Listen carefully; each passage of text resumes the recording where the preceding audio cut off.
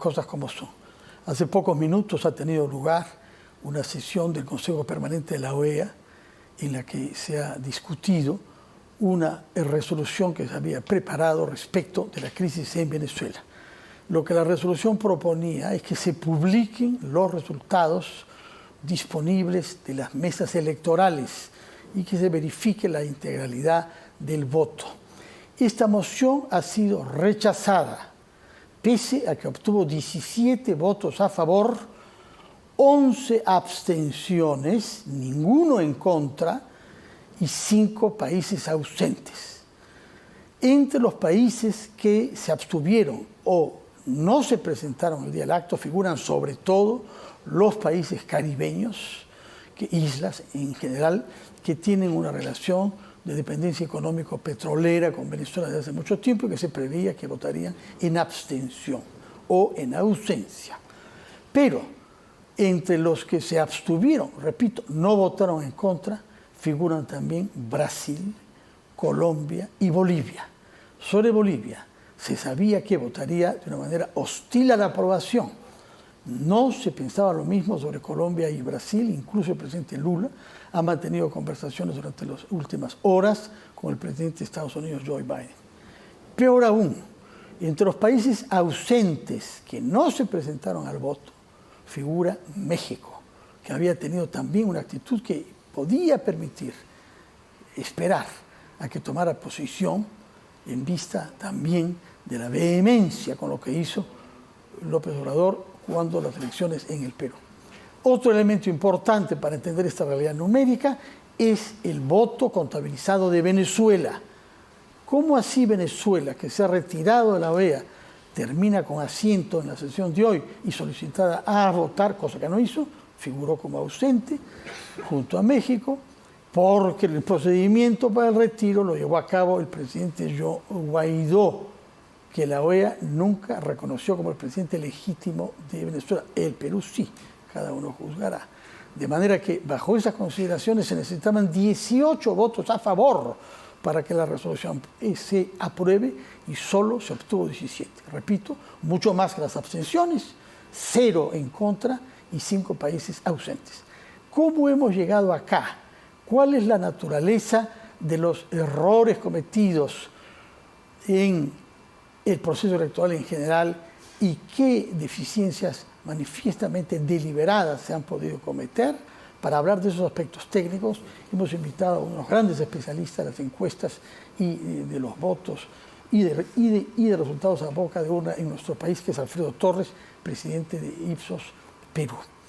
Muy buenas noches, Alfredo, gracias por estar con nosotros para darnos una lúcida mirada que al mismo tiempo nos permita comprender lo que ha pasado allá y nos dé ejemplos de la manera rigurosa como la que debemos proceder en el Perú. Buenas noches. Buenas noches. Cuéntanos, por favor, ¿cuál es el reproche que se hace a la manera como ha actuado el Consejo Nacional Electoral, que es el que ha proclamado la presidencia oficial por 6 años más a partir de enero próximo del señor Nicolás Maduro? Bueno, lo que ha hecho este Consejo es sacar a medianoche, sin ningún detalle, unas cifras, digamos, sacadas de un cajón porque no están sustentadas sin ningún cálculo preciso, detallado, desagregado, sobre lo que habrían sido los resultados electorales. Y estas cifras discrepan por completo con todos los ejercicios que se habían hecho de manera paralela en varias bocas de urnas y en un conteo rápido, varios conteos rápidos también en realidad, muy importantes algunos de ellos. Y por supuesto discrepan con toda la información que ha levantado la oposición de las actas electorales, porque lo que le está pidiendo estos 17 países que perdieron por un voto en la OEA al gobierno venezolano es simplemente que publique las actas, como se hace en el Perú y en todas partes, y como dice la ley venezolana. Ahí se podría verificar quién tiene la razón. Lo que los personeros de la oposición en Venezuela han podido recoger, que son más del 70% de las actas donde les permitieron trabajar, muestran un triunfo abrumador de la oposición, similar al que han sacado las bocas de urnas y el conteo rápido, que es del orden de más o menos 65% a favor de González y alrededor de 30% para Maduro. De acuerdo. Ahora, muchas de las encuestas más citadas y el boca de urna han sido llevados a cabo por una empresa que se llama Edison Research. Sí. ¿Cuál es esta empresa y qué credibilidad tiene? Es una empresa especializada en encuestas a boca de urna. Ellos se ocupan de hacerlas en Estados Unidos para el consorcio de canales norteamericanos. Allá ya los canales no compiten entre sí por las estimaciones, comparten los costos y esta empresa los hace para todos, ¿no? Y por lo tanto es una empresa muy reconocida, de mucho prestigio, con mucha experiencia en este campo y los resultados de ellos pues han sido contundentes. Y en la experiencia que tenemos en el Perú y en todas partes y en otras partes, las bocas de urnas pueden diferir del resultado final, pues a veces en 3-4 puntos, porque la encuesta es una encuesta a la salida de los centros de votación, y los conteos rápidos, que son un levantamiento de una muestra de resultados electorales, de un conjunto de mesas electorales, pueden diferir alrededor de 1%, pero no más. Entonces es imposible que si la boca de urna y el conteo rápido decían que Maduro tenía 30%, después él salga diciendo que tiene más del 50%. No hay manera, eso es imposible estadísticamente. Edison Research, que no actúa en el Perú, me parece, no, tiene una credibilidad garantizada por el hecho que tanto Fox como CNN, si es que he comprendido, y toda la paleta de los viejos canales de televisión americanos, en realidad sistemas, ¿no? Porque es un Estado federal, la avalan con el contrato compartido de ellos con esta empresa. Así es, y esto desde hace muchos años. Entonces es un ejercicio pues reiterado de mucha práctica. Han hecho una encuesta de más de 6.000, una encuesta a boca de urna, repito, un exit poll, como le llaman ellos, a más de 6.000 personas y ha presentado la información detallada, ¿no? Cómo han votado por regiones, cómo han votado por edades, etcétera. Y entonces es transparente.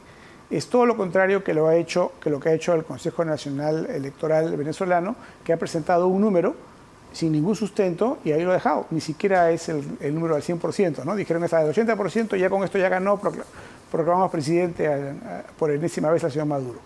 Ahora bien, lo que la resolución proponía en su artículo 2, instar al Consejo Nacional Electoral de la República Bolivariana de Venezuela a que a. publique inmediatamente los resultados de la votación de las elecciones presidenciales a nivel de cada mes electoral, lo cual es un paso esencial. Publique los resultados. B.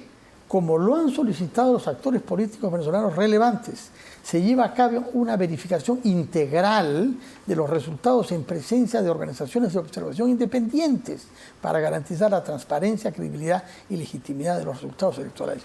¿No parecen dos solicitudes muy difíciles de cumplir, ¿no? Por supuesto. Si tiene tanta certidumbre, ¿cuál es la diferencia? Explíquenos, ¿qué significa? Publique inmediatamente los resultados de la votación a nivel de cada mesa electoral y B, como lo han solicitado, se lleva a cabo una verificación integral de los resultados. Claro.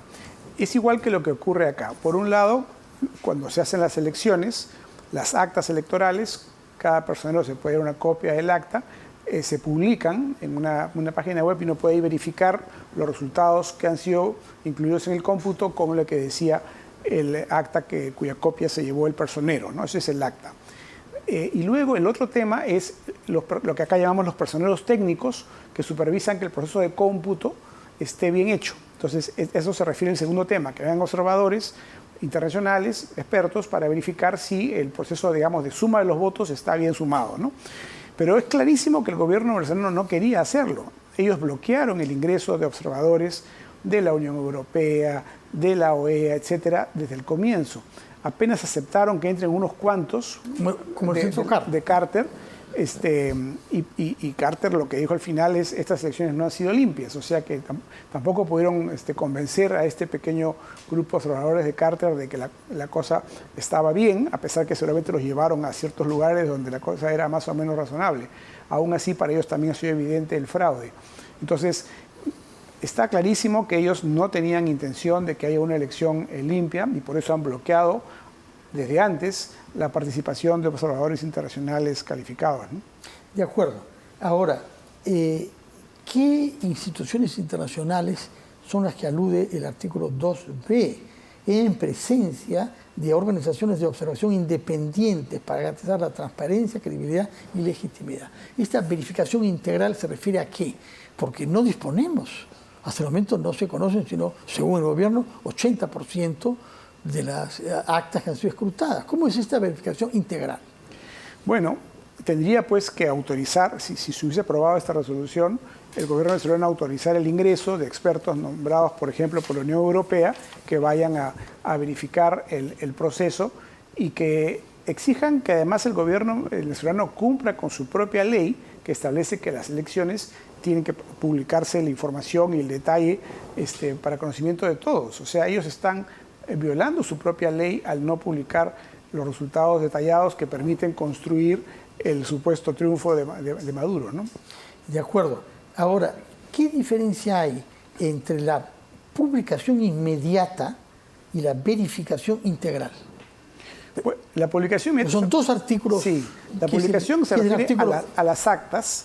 Si la votación ya terminó, por lo tanto hay actas de todos los centros de votación que tienen que estar acumuladas, archivadas, ¿no? Esas actas se deberían publicar en una página web tal como lo ha hecho la oposición. La oposición ha publicado las actas de todos sus personeros, a ella le llaman testigos, en una página web. Entonces uno puede entrar a ver en la mesa de votación que uno tuvo cuáles fueron los resultados. Y esos actas publicadas por la oposición, que son más del 70% de las mesas de votación del país, dan como claro ganador al señor González por casi el 70% de los votos, ¿no? Entonces, eso mismo es lo que tendría que hacer el Consejo Nacional Electoral con todas las actas de todo el país.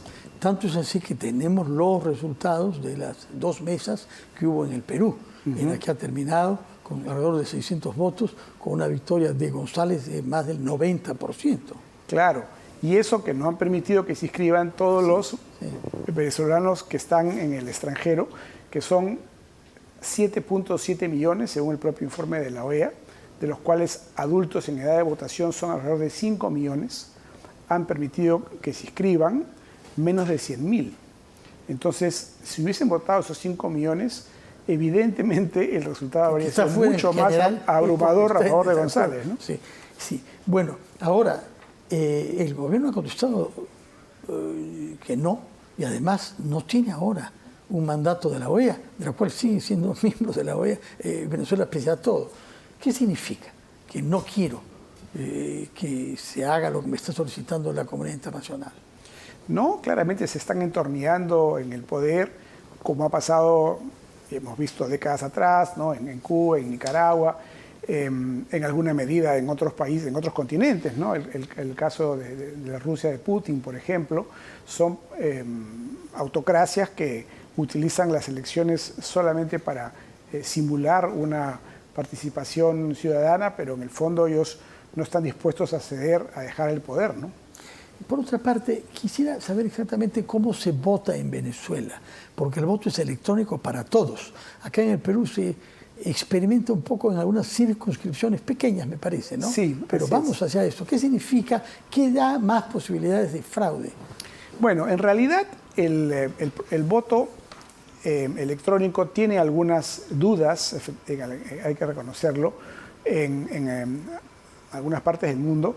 Yo creo que las dudas son infundadas porque lo que hace al final esa mesa electoral es imprimir un acta con los resultados de la votación de esa mesa. O sea, tendrían que haber intervenido cada máquina para que los resultados estuvieran distorsionados. Y no ha sido así, porque las actas que tiene la oposición reflejan cómo votó realmente la gente. O sea, no se ha podido modificar el voto electrónico. Claro, así es. O sea, el fraude no ha estado en la mesa de votación, en el voto electrónico de la mesa.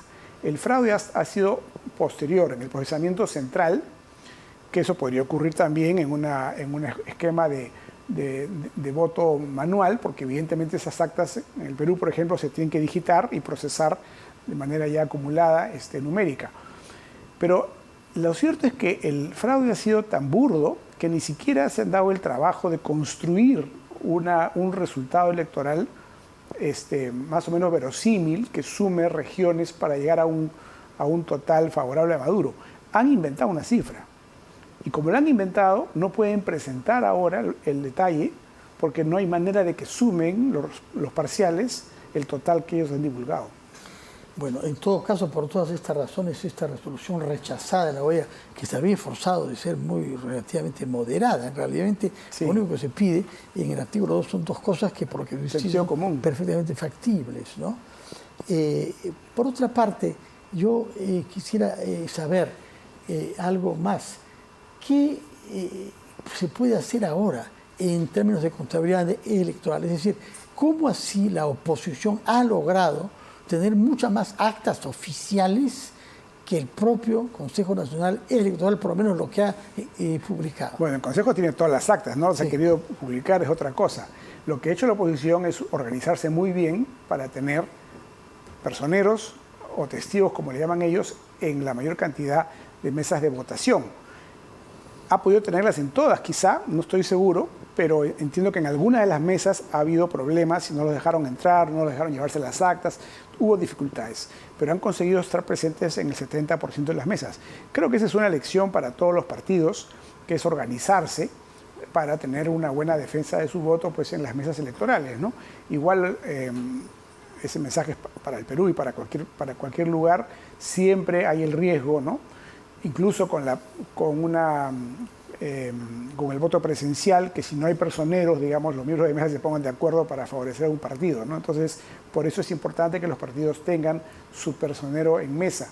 Y eso es lo que ha hecho muy bien la oposición venezolana, que fue además una alianza de partidos. Sí. Hay un artículo publicado en El Comercio por Ian Vázquez del Instituto Cato Institute, en donde él dice que se conocen fraudes electorales y quizás en Estados Unidos mismo hubo la tentativa de hacerlo en la elección última, pero que no conoce ningún país, ni siquiera en Azerbaiyán, cita, y en Irak, en donde haya habido un fraude que se hace contra resultados tan abiertamente holgados. Así es. Porque fraude, incluso la famosa discusión de Estados Unidos en el año 2000, donde ganó el voto popular Gore y terminó ganando Bush por una decisión de un tribunal en Florida. Fue complicado, pero se trata siempre de pequeños márgenes. Exacto. En el Perú hemos tenido grandes debates también. Hay uno que no fue tan pequeño margen, que es el del 31, ¿no? En donde la Torre perdió con Sánchez Cerro y parece cada vez más de que perdió, pues, por un margen más holgado. Pero dice que esto es un récord mundial de un voto holgado a favor de aquel que aparece como perdedor. ¿Y su misma experiencia con los resultados? Sí. Yo no conozco ningún caso de esta magnitud. Por eso digo que ha sido grosero, ¿no? Porque no hay manera, ¿no? O sea, los fraudes más sutiles pueden tener un grado de éxito cuando la diferencia pues, es menor. Claro. Pero cuando la diferencia tiene esta diferencia tan abismal, ¿no? Como se ha visto en todas las encuestas previas, en las bocas de urnas, en el conteo rápido, en las marchas, en las calles, ¿no? Sí. Todos sabíamos que, digamos, la oposición tenía una amplia mayoría, lo cual a su vez es natural porque la situación económica en Venezuela es muy difícil, ¿no? Porque hay un desgaste del gobierno después de tanto tiempo en el poder, o sea, era lógico que ganara la oposición, pero lo que Maduro y su cofradía no quieren es soltar el poder, ¿no? Entonces, con el apoyo de los militares, que también están metidos en esta cofradía, pues han decidido quedarse sí o sí, ¿no? Sin ninguna reconciliación. Tenemos historia de otros dictadores que han convocado elecciones, como el caso de Pinochet en Chile, que las perdió y entregó el poder. O sea, a veces... Y los sandinistas en el año 90, exactamente, cuando eran jóvenes. Pueden, claro, en el primer movimiento sandinista, pueden tener un error de cálculo. Pinochet pensó que iba a ganar y perdió. Y bueno, pues entregó el poder, con algunas condiciones, en fin, pero lo entregó. Eso es lo que correspondía haber hecho ahora. Pero claro, el poder de esta mafia y están, digamos, los embarrados que están hace que quizás no conciban esa posibilidad, como lo había advertido Maduro, ¿no? Que iba a correr sangre. El gobierno ha dicho que ha habido un hackeo del sistema digital y se lo atribuye directamente a la señora María Corina Machado. ¿Qué verosimilitud tiene esto? No tiene ninguna verosimilitud, porque ellos han publicado un resultado de justamente gana Maduro, ¿no? Lo que existe es un montón de empresas independientes que han hecho distintos trabajos, ¿no?, de encuesta boca de urna, de conteo rápido, etcétera, que han encontrado el resultado de que gana González. Y además, lo que tampoco el gobierno de Maduro ha podido rebatir es que las actas que están publicadas en la página web de la oposición muestran claramente el triunfo de González. Muchísimas gracias, Alfredo Torres, por darnos claridad en las acusaciones que hacen. Y no, lo que concluyo es que no puedo sino constatar con mayor pena que no se haya podido votar una resolución que hubiera no solamente permitido restablecer la credibilidad de un proceso electoral y garantizar la democracia, sino además evitar que la exacerbación social aumente con el riesgo de que más vidas humanas se pierdan a causa de este empecinamiento de la mafia en el poder, como usted la llama, para permanecer 6 años más en el poder. Muchas gracias, Alfredo Torres, presidente de Ipsos Perú. Gracias. Vamos a hacer una pausa y retomamos rápidamente las cosas como son.